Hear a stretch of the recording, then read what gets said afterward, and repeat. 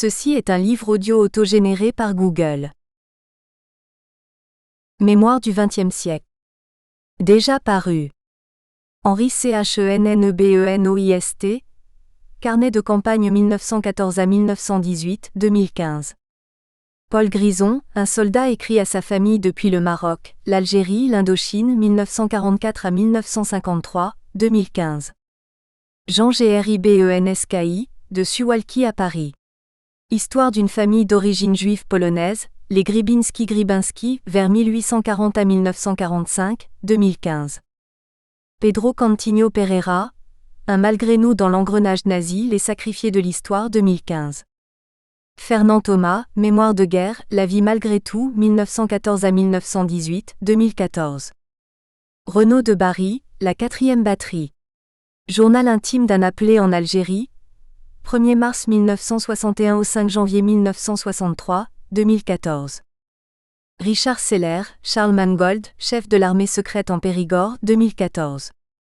Henri Froment-Meurice, Journal d'Égypte, 1963 à 1965, 2014.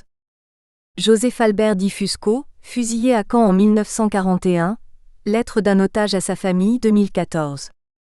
Tahia Gamal Abdel Nasser, Nasser ma vie avec lui, Mémoire d'une femme de président 2014. Fernand Fournier, Parole d'appelé. Leur version de la guerre d'Algérie 2014. Marguerite Cadirreus, Lettre à mon mari disparu, 1915 à 1917, 2014. Nadine Najman, 1914 à 1918 dans la Marne, les Ardennes et la Belgique occupée 2014. Marcel Duhamel, Ça jamais mon lieutenant, guerre 1914 à 1918, 2014. Xavier Jean Herral, Héroïsme, Jean Herral, compagnon de la Libération, Histoire et carnet de guerre de Jean Herral, 18 juin 1940 au 22 août 1944, 2013. Sabine Chéron, Les coquelicots de l'Espérance 2013. Pierre Boucher de Farin, Madagascar, Terre ensanglantée 2013. Préface du traducteur. Mon grand-père maternel, Victor Gégère, l'auteur de ce récit, est né en 1902 à Teck, village situé en Transylvanie. Il était l'avant-dernier né d'une famille catholique de 10 enfants. Ses ancêtres sont probablement arrivés d'Allemagne, à partir du XVIIIe siècle. La Transylvanie a connu de nombreux bouleversements au cours du XXe siècle. Hongroise avant 1920, roumaine entre 1920 et 1940, de nouveau hongroise entre 1940 et 1944, puis roumaine jusqu'à nos jours. Tous ces changements ne facilitaient pas la vie quotidienne des habitants, qu'ils soient roumains ou hongrois. Mon grand-père était de langue maternelle hongroise. Il parlait le roumain, assez bien l'allemand, première langue obligatoire à l'école. Il savait également lire le russe, et avait quelques connaissances de cette langue. À la fin de la Seconde Guerre mondiale, les Soviétiques ayant perdu des millions d'hommes avaient besoin de travailleurs pour reconstruire leur pays en ruine. L'Armée rouge va les trouver dans les pays libérés. Des milliers de personnes vont être déportées en URSS dès janvier 1945, au motif de leur nom à consonance allemande ou sans raison particulière. Victor a été déporté, durant 2 années complètes, dans l'est de l'Ukraine, dans le Donbass, années au cours desquelles il a noté les événements importants de sa vie sur des morceaux de papier. Plus tard, pour conjurer le traumatisme causé par tout ce qu'il a vécu, il a regroupé ses notes et ses souvenirs en un récit, en conservant le véritable nom des personnes. À l'époque de Ceausescu, il était interdit de critiquer le communisme ou les libérateurs soviétiques, le document est resté caché, secret. Marié à un Français en août 1973, en Roumanie, j'ai reçu l'autorisation de quitter ce pays quelques mois plus tard. Je vis en France depuis cette date. Toute ma famille est restée en Transylvanie. Mon grand-père, Victor, décédé en 1983, n'a malheureusement pas connu la chute du mur de Berlin, la chute du communisme en 1989. Le rattachement de la Hongrie puis de la Roumanie à l'Union européenne, la disparition progressive de la peur, de la crainte de représailles envers ma famille restée sur place, tout ceci me donne le courage aujourd'hui de rendre public son témoignage. La traduction, réalisée avec l'aide d'André, mon mari, n'est pas intégrale pour éviter les longueurs et les répétitions. L'adaptation consistait principalement à remettre en ordre chronologique les divers événements, pour en faciliter la lecture. Les notes, ainsi que la table de correspondance entre les noms hongrois et roumains des villes de Transylvanie, ne sont pas dans le manuscrit original. Maria et Victor. Photo de mariage en 1928. Victor, sa femme Maria. Ses deux filles, Gabriela l'aînée et Martha. Noël 1943. L'histoire commence ici. Détails de la région. Hermitajfova, septembre 1944. Il fait lourd comme avant l'orage. Plus personne n'a envie de travailler. Nous sommes à l'affût des nouvelles du front. Chacun réagit en fonction de ses préférences politiques. Certains se sentent rassurés, d'autres ont peur pour l'avenir. Futura est le nom de la coopérative de produits agricoles, surtout des céréales, dans laquelle je travaille à Hermitajfova. Sa direction centrale est sous administration militaire. Nous recevons une enveloppe cachetée, en provenance de Budapest, avec la mention « à ouvrir par le chef du détachement quand la région de Futura tombera en zone de guerre, ce qui vous sera communiqué par le commandement militaire du district ». Qu'est-ce que ça veut dire ? Depuis que les Roumains sont passés du côté des Soviétiques, le front allemand s'écroule, à ses côtés saigne aussi une partie de l'armée hongroise. Les Soviétiques sont facilement entrés en Transylvanie, en passant par Prédil. Les gorges des Carpates ne constituent plus une barrière infranchissable. Je me souviens du discours de K. Joseph, un collègue, venu en permission au printemps 1943. Porte-étendard, il travaillait pour les Allemands à la surveillance d'une compagnie de travailleurs juifs déportés dans l'est de l'Ukraine. À cette époque, les Allemands étaient à Moscou, à Stalingrad, et luttaient dans le Caucase. Quand nous lui demandons des nouvelles du front, il répond : les Allemands ont perdu cette guerre.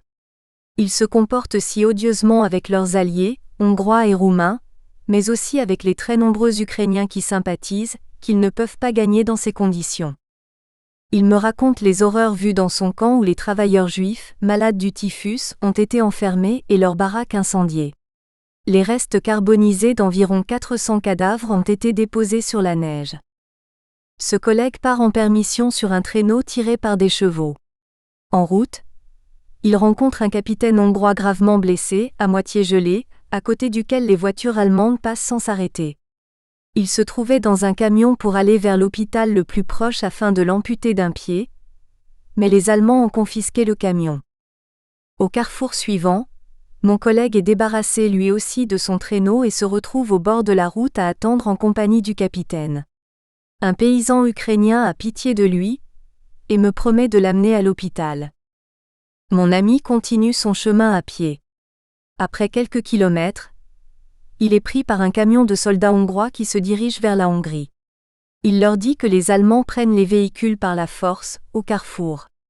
Au croisement d'une route qui mène vers Stalino, à la première sommation halte, les Hongrois ouvrent tout simplement le feu sur leur ami allemand. Ils réussissent ainsi à passer la ligne de front. Mon collègue a la ferme conviction que les Allemands ne peuvent pas gagner la guerre dans ces conditions. L'avenir lui donnera raison. À proximité de la gare d'Hermitajfova, une cuisine populaire est aménagée. Les nouvelles nous arrivent par l'intermédiaire des trains transportant des soldats blessés et des réfugiés civils. Nous échangeons de la nourriture chaude contre des nouvelles fraîches. Les comitats de Harumsek, Giergieux et Tchik sont perdus pour les Allemands. Les Soviétiques s'approchent à une vitesse foudroyante. Sur leurs traces, ce n'est que cruauté, pillage et viol. Ils se vengent ainsi de tout ce que les Allemands leur ont fait subir. Tout le monde conseille de partir vers l'ouest. Les Allemands essaient de remonter le moral de leurs alliés. Bientôt, ils vont recevoir une nouvelle arme et tout ira bien mieux. Ils ne semblent pas y croire eux-mêmes, ce sont eux qui fuient en premier. Nous piétinons. Les autorités ne savent ni quoi faire ni quoi nous dire. Le désarroi est total. Je me rends tous les jours au bureau du commandement militaire, au sujet de la lettre cachetée. Le colonel est très nerveux, mais il essaie de calmer son entourage. Il ne veut pas de fausses alertes. Il n'y a pas de raison de s'inquiéter. Il nous préviendra lui-même, quand nous arriverons en zone de guerre. La radio annonce l'ordre de capitulation de Horthy Miklos. À Budapest, les croix fléchées reprennent le pouvoir. Il ne manquait plus que ça à ce pauvre peuple hongrois. La fin est proche, on la sent, mais l'armée ne veut pas capituler. Pourtant, bien des vies auraient pu être épargnées. La guerre est toujours sale et c'est toujours le peuple qui trinque. L'armée rouge avance le long de la rivière Mur jusqu'à la ville d'Arad. En peu de temps, ils peuvent atteindre la ville de Nagyvárad, à 70 km d'Hermikhaïfova. Les blindés allemands stationnés chez nous font route vers l'ouest à toute vitesse. Début octobre, les villes de Kolozsvár, Nagyvárad, Szatmár, Debrecen et Nagykároly sont bombardées de nuit. Nous observons ce feu d'artifice mortel depuis le clocher de l'église protestante. Le lendemain, sur un camion, je me rends à Szatmár pour avoir des nouvelles de la famille qui vit là-bas. Je ne trouve personne à la maison. Dans la rue, je vois de temps en temps passer un civil, fouillant les décombres. Un policier me dit que tous les survivants se sont réfugiés dans les montagnes, mais que sous les décombres il doit y avoir beaucoup de morts. Quel désastre! Je me demande pourquoi toutes ces destructions, pourquoi continuer ainsi à s'entretuer. Il paraît que les Allemands et leurs alliés veulent lutter jusqu'à la mort. Retour à Hermikhaïfova. Je rassure Maria, ma femme, en lui disant que tout est calme à Szatmár, mais qu'il serait souhaitable qu'elle se réfugie avec nos filles à l'ouest du Danube, en Hongrie. Elle refuse de partir sans moi. Je ne peux pas partir. Je suis coincé par les ordres militaires en ce qui concerne Futura. Au sud de Nagyvárad, la contre-offensive reprend les villages de Salonta et Beleni. Les nouvelles les plus incroyables circulent sur les atrocités commises par les soviétiques. Avec quelques amis, nous décidons d'envoyer les femmes et les enfants vers l'ouest. Elles refusent toutes de partir. Elles veulent vivre ou mourir avec nous. On commence à s'organiser. Nos vêtements d'été, ainsi que des objets précieux sont rangés dans des caisses et enterrés dans le jardin, à l'abri du feu et des bombardements. À l'époque, nous ne savions pas qu'il fallait aussi le faire à cause des vols de nos libérateurs, sinon nous aurions pu cacher beaucoup plus de choses. Advienne que pourra, nous restons sur place. Un lourd silence tombe sur le village. Seul le quartier de la gare est animé. Autour de notre cuisine populaire, le va-et-vient est si intense que nous sommes obligés de fabriquer du pain 24 heures sur 24. Nous distribuons de la nourriture, de la goulash et du pain, à tous ceux qui le demandent, sans tenir compte de la nationalité. De grands convois de prisonniers passent près de notre gare, à pied. Ils sont accompagnés par des soldats allemands. Ils viennent des villages de Chilagizonlio et de Margita. Les Roumains de notre village découvrent des Roumains parmi les prisonniers. Ils se parlent très fort. Il ne fait pas bon s'approcher, les Allemands mettent aussitôt la main sur leurs mitraillettes. Les trains chargés de blessés déposent les malades les plus grièvement atteints dans notre village. Parmi eux, il y a même des médecins. Plusieurs maisons vides sont transformées en hôpital de fortune. À la gare, nous organisons les premiers secours. Nous disposons toujours de pain et de lait pour les malades. Au début du mois d'octobre 1944, 2 trains stationnent dans la gare. Le premier est composé de wagons Pullman. Il abrite des blessés allemands sous la surveillance de 2 médecins militaires et de nombreux infirmiers. Le second est composé de wagons à bestiaux dans lesquels les blessés hongrois couchent à même le sol, sur de la paille. Les blessés allemands ne veulent pas de notre nourriture. Ils ont leur propre cuisine à bord. Par contre, les blessés hongrois n'ont rien mangé depuis 4 jours, ils sont bien affamés. Le machiniste du train allemand a courageusement déclaré ne pas pouvoir aller plus loin, car il n'a pas dormi ni mangé depuis 36 heures. Un officier allemand le menace de son fusil, mais il tient bon. Il entre dans notre cuisine, se restaure de goulash et de pain. Il s'allonge ensuite sur un banc pour se reposer. Il me fait signe et me dit qu'il fait ça pour permettre au train hongrois de partir en premier, pour que les Hongrois blessés puissent être soignés au plus vite. Ce machiniste est hongrois, mais surtout et avant tout c'est un homme. Dans le silence glacial, nous pouvons déjà entendre les canons du côté de Nagyvárad. La bataille fait rage là-bas. La ville meurt, mais les Allemands tiennent bon. En provenance de Kolozsvár, ils arrivent avec leurs artilleries lourdes, beaucoup de camions qui transportent des marchandises et des hommes. Les camions sont souvent attachés à la queue leu-leu, en immenses convois, car il n'y a plus de carburant. Toutes les demi-heures, nous avons une alerte. Des avions marqués de la croix gammée attaquent les trains allemands. Que se passe-t-il? Les Allemands sont devenus fous. Mais nous apprenons que les avions sont pilotés par des Roumains. La Roumanie vient de retourner sa veste en déclarant la guerre aux Allemands, aux côtés des Soviétiques. Ils n'ont même pas pris la peine d'effacer les insignes allemands, avant de bombarder leurs fabricants. Nous sommes le 13 octobre 1944 au soir. Le silence est pesant. Des soldats ukrainiens, passés du côté allemand, surveillent un énorme troupeau de moutons dans les champs de notre région, près des vignobles. Je suis devant l'entrée de l'entreprise Futura, le regard dans le vide. Plus rien ne m'inquiète. Des civils en vélo arrivent du côté des vignes. Ils crient à tue-tête que les Soviétiques sont arrivés. Je cours au téléphone, j'appelle la mairie. Personne ne répond, ni le conseiller ni le secrétaire de mairie. Un simple portier répète que les Soviétiques ont envahi les collines viticoles. J'appelle le commandement militaire. Un fonctionnaire m'annonce que le colonel est parti. Les responsables du district et le secrétaire général sont également partis sur la charrette d'un paysan. Je monte sur mon vélo et je pédale jusqu'aux vignes. Je dois voir ça de mes propres yeux. Je ne trouve là que le troupeau de milliers de moutons, sous la garde de soldats ukrainiens. Voilà ce que les paysans ont pris pour l'armée soviétique. Et voilà pourquoi tous les responsables de la ville ont fui, en laissant les habitants dans le plus grand désarroi. La police est encore là, mais elle évite nos questions. Le secrétaire de mairie me téléphone depuis Piskolt, un village situé à 15 km, pour avoir des nouvelles. Je lui dis simplement qu'il peut vraiment avoir honte. Je retourne dans les locaux de l'entreprise. En l'absence de responsable et en présence de quelques employés, je décide d'ouvrir la lettre. Elle donne l'ordre de détruire immédiatement tout le contenu des magasins. Nos livres indiquent que nous possédons l'équivalent de 800 wagons de céréales. Nous sommes tous d'accord pour dire qu'il est impensable d'obéir aux ordres. Il faut faire vite. Nous distribuons aux ouvriers des provisions pour 6 mois. Nous mettons en place des gardes à tour de rôle, devant les magasins, le moulin, la centrale électrique et la fabrique de conserves. 4 jours plus tard, le 17 octobre 1944, les Allemands arrivent en train avec une équipe chargée des destructions. Ils font tout sauter dans la gare, y compris le château d'eau. Les explosions font valser des morceaux de rail en l'air. Mieux vaut éviter de se promener du côté de la gare, si on tient à rester en vie. Notre petit groupe est caché dans la cave d'un entrepôt. Nous voyons passer 6 Allemands poussant un petit wagonnet avec des caisses d'explosifs et quelques bidons d'essence. Ils déposent le tout dans un coin pour l'équipe suivante. Les Allemands partis, il faut agir vite. Dans les caisses, nous trouvons des carrés de Crazy Light déjà munis de détonateurs et de mèches, avec des étiquettes qui indiquent Für Magazine, Für Mühle et Für Konservenfabrik.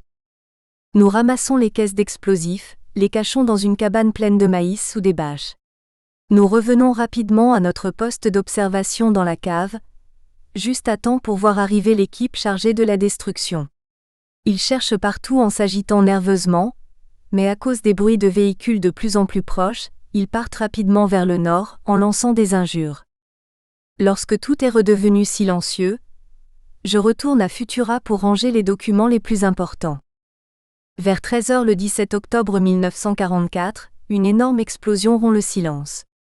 Un char soviétique vient de lancer un obus sur la maison en face.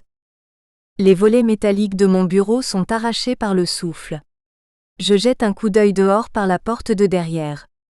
Un énorme char soviétique passe devant moi. Il se dirige vers le carrefour. Des Allemands passent à ce moment-là. Ils sont massacrés dans leur véhicule. Les soldats armés postés sur le tank tirent un peu partout, pour faire rentrer les quelques civils qui se trouvent encore dehors. Un type tombe juste devant moi. Je sors, j'entends des hurlements, je vois des gens qui courent dans toutes les directions. Je saute par-dessus un cadavre et cours vers la mairie. Je n'y trouve que le chapelier Kinches Sandre, qui est assis auprès du téléphone et qui reste là, malgré sa peur et son énervement, car il ne veut pas que les soviétiques trouvent la mairie vide.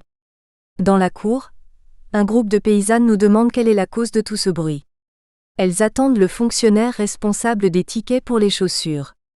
Je leur apprends que les soviétiques sont là, vraiment là. En un instant, ces femmes disparaissent comme si la terre les avait englouties. Nous avions demandé aux viticulteurs, le matin même, de vider leurs tonneaux. Les boissons peuvent déchaîner encore plus les soviétiques. Nous aurions eu certainement moins d'ennuis s'ils nous avaient écoutés, mais ils ne l'ont pas fait. Nos femmes et nos filles vont le regretter amèrement. Depuis la mairie, je cours à travers champs jusqu'à notre logement aménagé dans une cave. Nous sommes cachés là avec ma femme, Maria, et mes 2 filles, Gabriela, 14 ans et Martha, 5 ans, en compagnie de 4 familles en attendant de voir ce qui va arriver. Vers 15 heures, les coups de feu cessent. On entend seulement le bruit des tanks qui circulent dans les rues désertes. Les soldats soviétiques commencent à patrouiller dans la commune, à pied par petits groupes. Avec le gérant du moulin, nous sortons de la cave. Nous apercevons au loin 2 soldats qui discutent avec des habitants. L'un d'eux tient un bébé dans les bras. L'enfant rit et lui tire la barbe, ce qui fait rire tout le monde. Nous en concluons que ces gens-là n'ont rien de sauvage, rien à voir avec ce qu'on nous disait. Nous approchons et serrons la main des soviétiques. Contact établi, émotion. Ils demandent à boire. Nous leur apportons une cruche et 2 verres. Ils ont bien bu. Ensuite, ils nous demandent l'heure. Nous nous précipitons tous les 2 sur nos montres de gousset. Je gagne ce concours de vitesse en sortant ma montre en premier. À ce moment-là, nos 2 amis soviétiques pointent vers moi leurs mitraillettes et me disent Davai chasse. Sans être un grand connaisseur de la langue russe, je comprends qu'il veut ma montre. Pourtant je fais semblant de ne pas comprendre. Alors l'un des 2 me dit Ada un Coas Césul. Sans commentaire, le cœur gros, je lui tends ma très chère montre à gousset Schaffhausen et ils partent. Mon voisin est écroulé de rire, mais il ne rira pas longtemps. Nous décidons d'aller au moulin et à la fabrique de conserves. En traversant la place du marché, nous nous retrouvons face à une patrouille qui visiblement a déjà ingurgité quelques verres. Ils nous interpellent de loin Davai chasse. Je leur mime que je l'ai déjà donné. Mon voisin mime toujours en rigolant, qu'il n'en a pas. Ils le fouillent et lui prennent sa montre. En prime, il a droit à 2 coups de pied. C'est à mon tour de rire. Tu aurais dû la donner au premier. Ils l'ont demandé plus gentiment. Nous livrons les dépôts de céréales intacts à l'armée soviétique. Par l'intermédiaire d'un interprète, ils apprennent aussi que nous avons caché les explosifs. On leur montre la cachette. Ils sont très contents, mais la reconnaissance tant attendue ne s'est jamais manifestée. Au contraire, les provisions de nourriture les ont incités à rester très longtemps sur place. Après l'arrivée des soviétiques, les Juifs condamnés aux travaux forcés par les Allemands commencent à rentrer à la maison. Ils sont aigris, en colère contre tout le monde.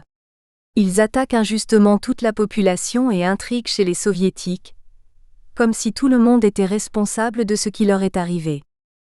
Ils sont à l'origine de la création de la police populaire. Dans chaque maison où il reste quelques objets de valeur, ils confisquent tout sous prétexte de fortune juive. Bien sûr qu'il y a eu des abus après leur déportation. Des gens très pauvres ont été logés dans leurs maisons vides, parfois transformés en hôpital de fortune, mais la plupart des objets ont été récupérés par l'Église juive. Les premiers jours après leur retour, les soviétiques ferment les yeux devant les agissements des Juifs qui se disputent le partage de ce qu'il y a dans l'Église. Par la suite, la police populaire a administré quelques raclées, pour pacifier le partage de cette soi-disant fortune juive.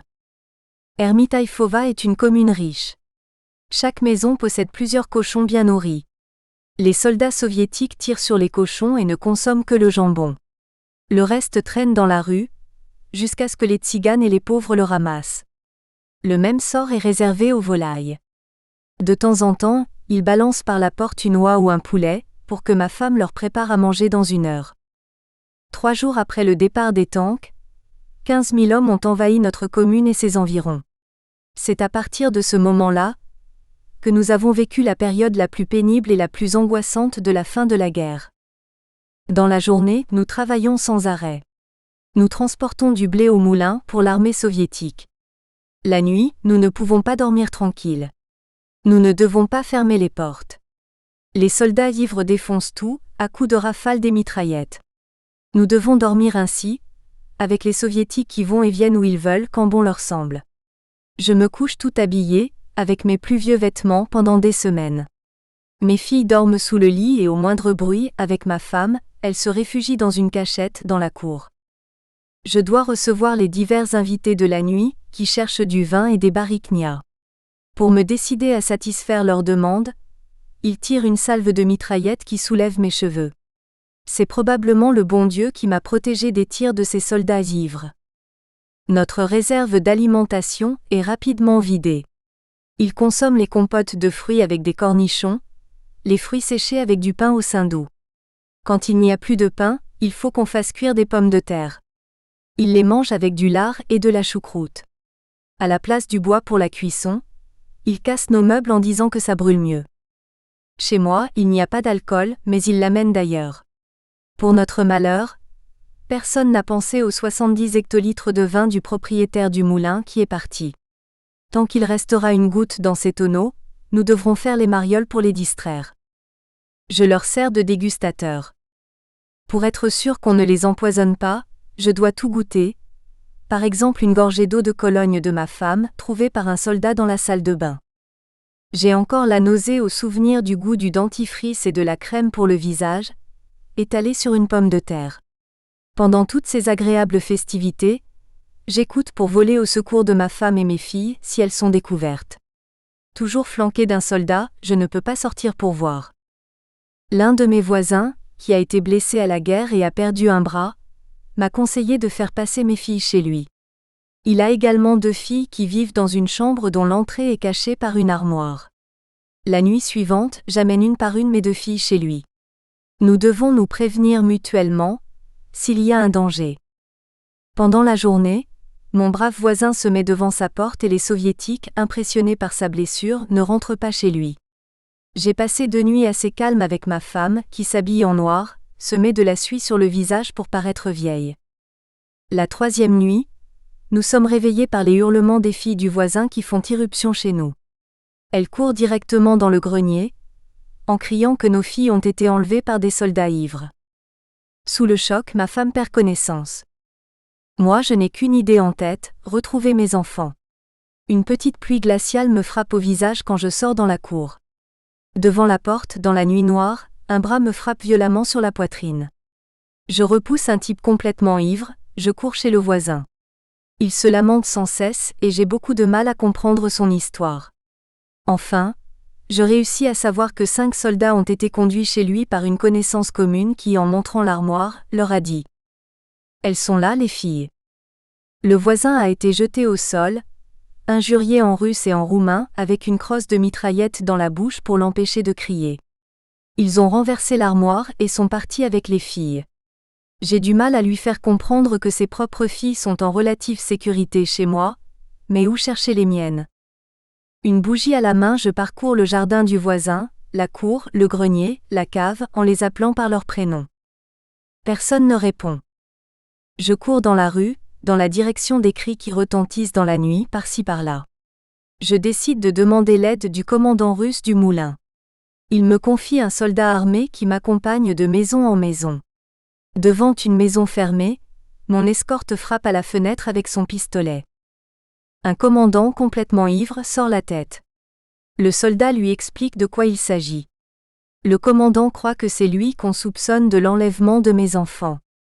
Il pointe son pistolet tantôt vers moi, tantôt vers le soldat, jusqu'à ce qu'enfin, avec beaucoup de mal, il comprenne que nous voulons simplement son aide.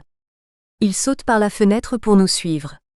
Il me promet de tuer le kidnappeur dès qu'on le trouve.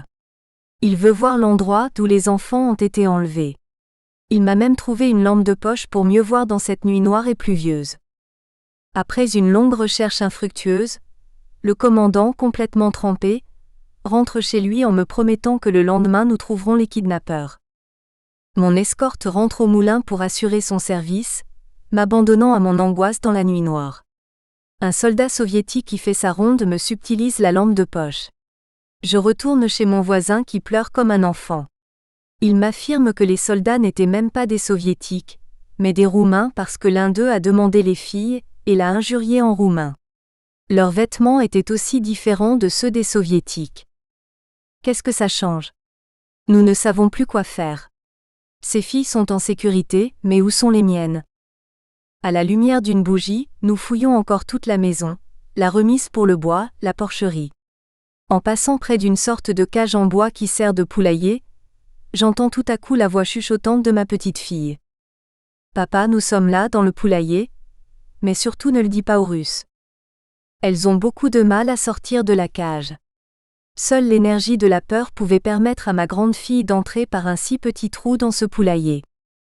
En retournant à la maison, le soldat me voit avec les filles et il court annoncer la bonne nouvelle au commandant. Ma femme est toujours au sol, sans connaissance. Nous la ranimons et après l'avoir rassurée, ma grande fille nous raconte le déroulement de l'attaque. Elles dorment comme d'habitude avec une bougie allumée. Elles sont réveillées par le bruit de l'armoire renversée. Des soldats ivres restent devant la porte et 2 autres commencent à tirer du lit les 2 grandes filles du voisin. À ce moment-là, ma fille Gabriella renverse la bougie qui s'éteint. Dans le noir, elle attrape sa petite sœur sous le bras, se faufile entre les 2 soldats devant la porte et se précipite dans la cour. En un éclair, elle se cache dans le poulailler, vide, fort heureusement. Dans la nuit, les poursuivants perdent le sens de l'orientation, ils cherchent plutôt vers la rue. Les enfants sont restés ainsi sans bouger, sans crier, tant qu'il y avait des soldats aux alentours. Le commandant est arrivé et m'a assuré que si nous sommes victimes d'une nouvelle attaque, nous pouvons le prévenir aussitôt. Nous savons maintenant où il habite. Malheureusement, il a été muté peu de temps après. Nous avons obtenu le rattachement de notre maison au moulin. Notre porte est fermée, et le garde du moulin surveille aussi notre maison. Ce qui nous vaut la présence de 20 femmes et jeunes filles, à la recherche d'une relative sécurité. Le nouveau commandant du moulin, Frolenko Nikolaï, lieutenant russe, est souvent ivre. Un soir, il a choisi une femme, il l'a gardée 3 mois avec lui. Il était parmi les plus honnêtes. Il s'est contenté d'une seule femme qui ne souffrait pas trop de cette situation. Il a protégé les autres contre les amoureux, cosaques ou mongols. Nous sommes totalement blasés, épuisés. Notre salle de bain est transformée en bain public. Dans la journée, je dois travailler au dépôt de céréales et le soir je suis maître baigneur. Je dois laver le dos des soldats et parfois des soldates. Petits actes tragicomiques. Parfois le soir je rends visite à des amis pour voir comment ils s'en sortent. Une attaque similaire a eu lieu dans une famille dont le mari, médecin, a été appelé sur le front. Malheureusement, les femmes n'ont pas réussi à s'échapper. Un autre ami a été déporté de force à Debrecen, laissant ainsi sa femme et sa fille sans défense. 9 filles, dont une ancienne collègue, sont cachées dans le grenier de la Maison de la Culture. C'est une bonne cachette, sans escalier pour y monter, juste une échelle de corde. Une petite porte donne sur le plafond de la scène, invisible quand elle est fermée. Au bout de 2 jours, elles n'ont plus de vivres. Je leur en apporte tard le soir. Elles ont enlevé 2 briques dans le mur qui donnent sur l'extérieur, et avec une perche, je leur passe de la nourriture. Hélas, les soviétiques sont imprévisibles. Quand j'arrive le 4e soir avec mon petit paquet, un soldat armé devant la Maison de la Culture m'empêche d'avancer. Le commandant militaire a décidé de s'y installer. Les passants n'ont même plus le droit de s'en approcher. Je passe par le jardin voisin. Je mets un petit mot dans le paquet pour leur expliquer la situation, et surtout pour les prier de rester totalement silencieuses. Leur vie en dépendent. Le lendemain, par le même chemin, je reçois leur réponse. Elles n'en peuvent plus, il faut les sortir de là. L'une d'elles est très enrhumée et tousse beaucoup. Elle essaie de noyer sa toux dans un oreiller, mais elle tremble sans cesse, de peur d'être découverte et fusillée comme des espions. Depuis l'attaque de mes filles, je n'ai plus confiance en personne, pas même en mon meilleur ami. Un jour, des soldats soviétiques armés de mitraillettes conduisent chez moi l'un de mes amis, l'agronome Bauer, qui commence à m'implorer de leur donner ma montre en or, sinon il va être fusillé. Je reste très calme et lui ris au nez. « Tu en es encore là, toi, aux montres ?» Je fais signe aux soviétiques de me suivre, avec mon ami. Calmement, je conduis la petite troupe à la Maison de la Culture chez le commandant. La sentinelle de garde, nous voyant en compagnie de 2 soldats soviétiques, nous laisse entrer dans la cour sans problème. Quand ils réalisent où ils sont, nos 2 soldats partent sans... Nous espérons que vous avez apprécié cet aperçu. Pour continuer à écouter ce livre audio sur Google Play Livres, utilisez le lien dans la description de la vidéo.